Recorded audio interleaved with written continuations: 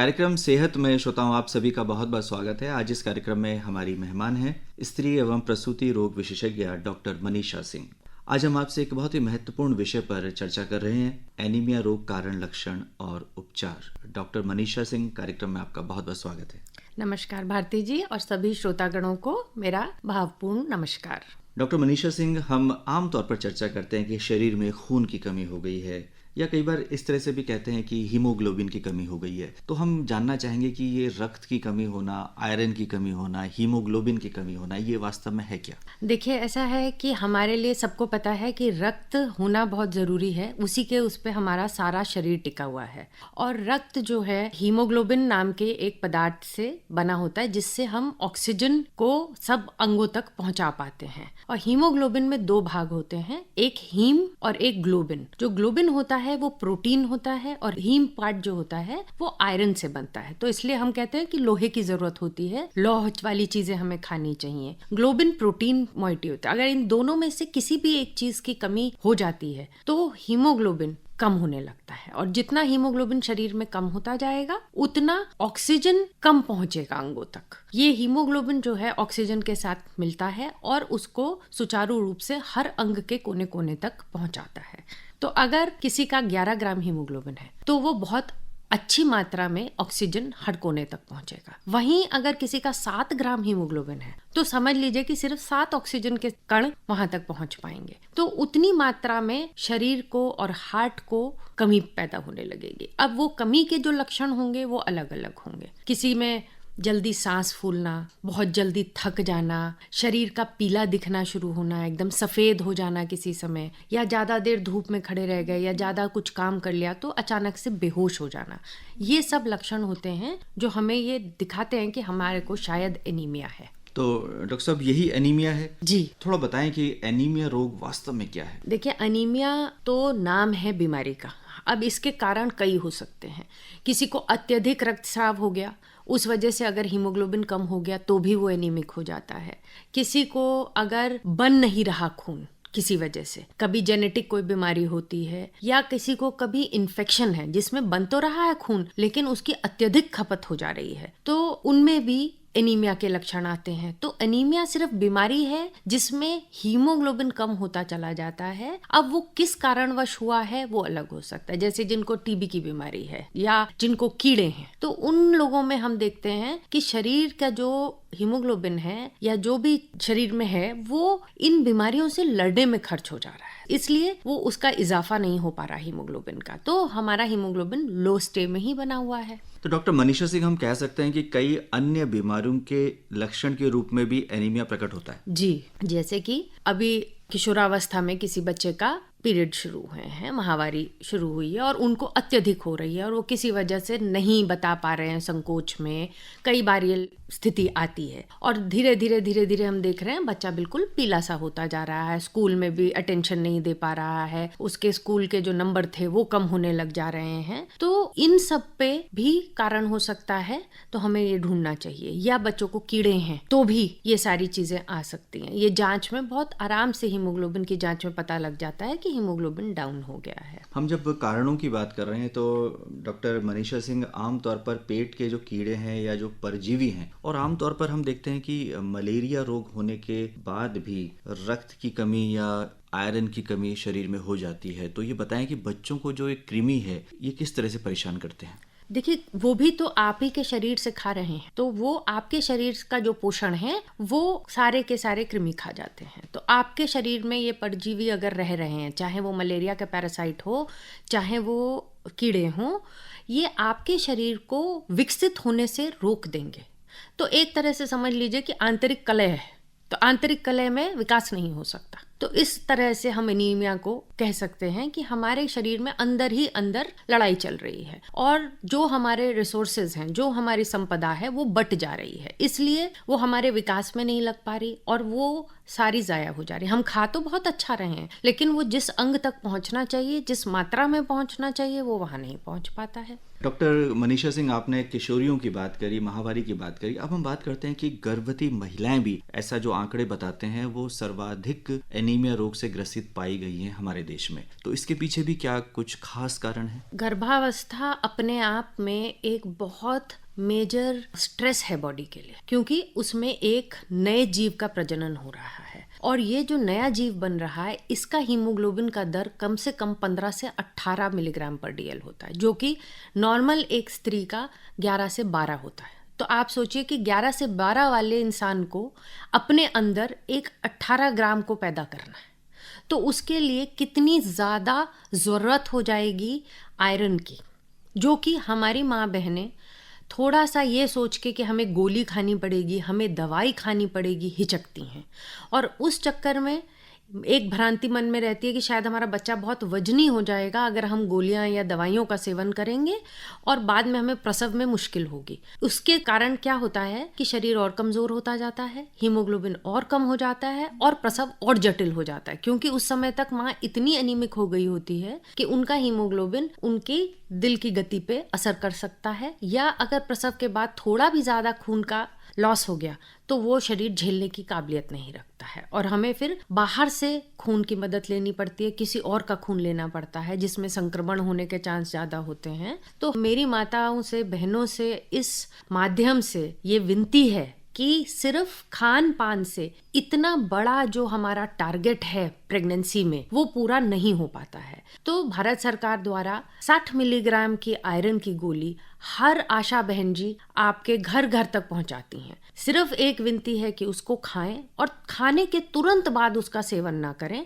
खाने से 1 या 1.5 घंटे बाद किसी फल के साथ लेने से उसका एब्जॉर्प्शन अच्छा होता है, वो जल्दी पचता है। जी डॉक्टर साहब, बहुत अच्छी बात आपने बताई कि जो गर्भवती महिलाएं हैं उनको ज़्यादा आवश्यकता है और सरकार द्वारा मुफ्त में भी ये दवाएं प्रदान की जाती हैं। जो प्राथमिक स्वास्थ्य केंद्र हैं, जो सामुदायिक स्वास्थ्य केंद्र हैं, आंगनवाड़ी कार्यकर्तियों के माध्यम से भी ये दवाएं वितरित की जाती हैं। और जो हमारा भोजन है उसमें भी आयरन की जो मात्रा है प्रचुर है। आप थोड़ा बताएं कि किस तरह का आहार गर्भवती महिलाओं के लिए या सामान्य व्यक्ति का होना चाहिए जिससे लौह तत्व की जो कमी है वो आसानी से पूरी हो सके।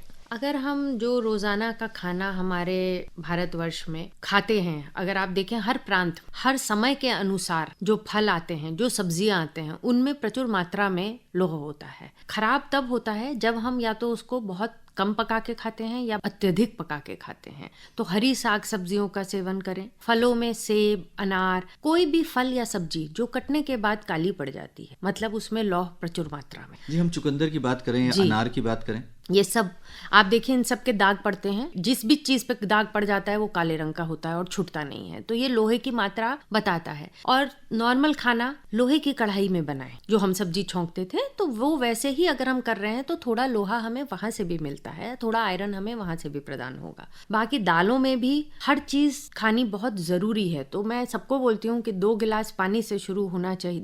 2 गिलास दूध, 2 तरह के फल, 2 तरह की सब्जियां, 2 कटोरी दाल या 2 अंडे और 2 लीटर पानी।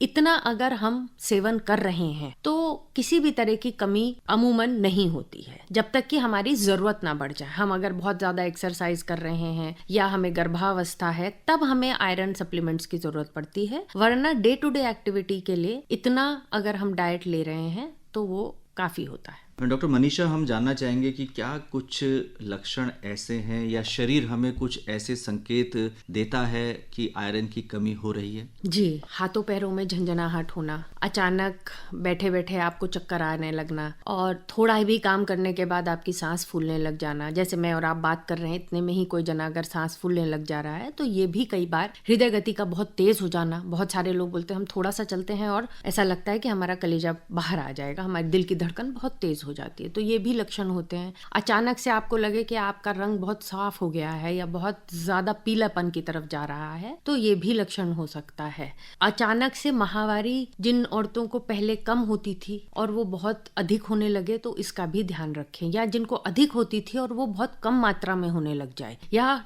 महीने मिस हो के होने लग जाए, तो कृपया अपने डॉक्टर से संपर्क करें। ये सब लक्षण हैं जिनका हमें ध्यान रखना चाहिए। छोटे बच्चों में अगर ध्यान नहीं लग रहा पढ़ाई में, बच्चा बहुत जल्दी थक जा रहा है, ज़्यादा टाइम सोता रहता है, सुबह उठने में माँओं को लगता है कि बच्चा बिल्कुल थका ही रहता है हर समय, एक्टिविटी लेवल बहुत कम हो गया है, तो माएँ कृपया ध्यान दें। इन बच्चों को हीमोग्लोबिन कम होने की कमी हो सकती है। आपने बच्चों की बात की और आजकल बच्चों का स्क्रीन टाइम भी डॉक्टर साहब बढ़ गया है। इसके अलावा जो खान पान है उसमें जंक फूड की मात्रा बढ़ती जा रही है। तो ऐसे में यदि हम अभिभावक जो इस कार्यक्रम को सुन रहे हैं उनसे बात करें तो उनको क्या सलाह देना चाहेंगे कि उनका टिफिन किस तरह का होना चाहिए और जंक फूड से बच्चों को दूर कैसे रखा जा सकता है? मैं भी एक माँ हूँ, मुझे मालूम है ये एक निरंतर कष्ट का सबब रहा है सभी माताओं के लिए।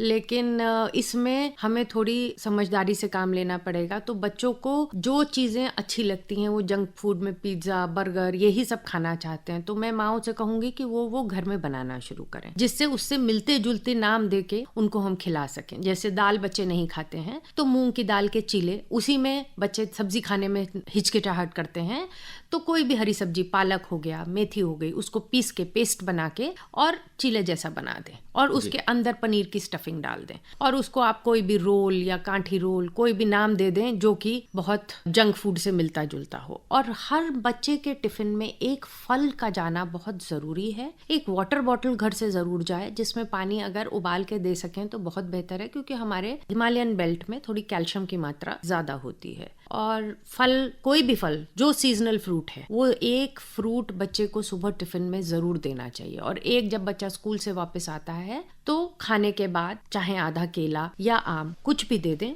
जिससे कि बच्चों में कॉन्स्टिपेशन एक मेजर इशू है। बहुत ज़्यादा माताएं ये कहती हैं कि मैम इसका पेट साफ नहीं होता है। तो ये सब लक्षणों से काफ़ी हद तक हम डाइट से ठीक कर सकते हैं। डॉक्टर मनीषा, हम बुजुर्गों की बात भी करते हैं, कई बार बुजुर्ग भी इस रोग से ग्रसित पाए गए हैं, तो उनके लिए भी कुछ सलाह है? जी, बुजुर्गों में भी फिर वो बच्चों के जैसे ही स्थिति उत्पन्न होती है, क्योंकि खाने में बहुत ज्यादा लापरवाही तो नहीं कहूंगी, लेकिन नहीं खा पाते हैं, थोड़ा थोड़ा खाना पड़ता है। तो उनके लिए भी हमें थोड़े से चीजें बदल बदल के देनी चाहिए और हर थोड़ी देर में थोड़ा थोड़ा लेते रहें। निरंतर परीक्षण होना उन लोगों का बहुत जरूरी है कि साल में एक दफे अपना जनरल बॉडी चेकअप आफ्टर 40 जरूर करा लें, क्योंकि उससे आपको पता रहता है कि हाँ, हमारे को इस एक वर्ष में कोई बीमारी तो नहीं आई। अगर हम बहुत फिट हैं, हम चलते फिरते हैं, तो मैंने देखा है बहुत लोग बहुत एक्सरसाइज कर रहे हैं आजकल, वजन कम करने की होड़ में बहुत लगे हुए हैं, और उसमें अगर हम एडिक्वेट सप्लीमेंट वगैरह नहीं ले रहे हैं तो हड्डियों पे जोर पड़ता है। और ऑस्टियोपोरोसिस जो बीमारी है वो बहुत जल्दी आ रही है। जब कोई चोट लग जाती है, इंजरी होती है, तब हम डॉक्टर के पास जाते हैं तो पता लगता है बहुत सारी डेफिशिएंसीज हैं, विटामिन B12 भी कम है, हीमोग्लोबिन भी कम है और सब कुछ कम है। फिर वो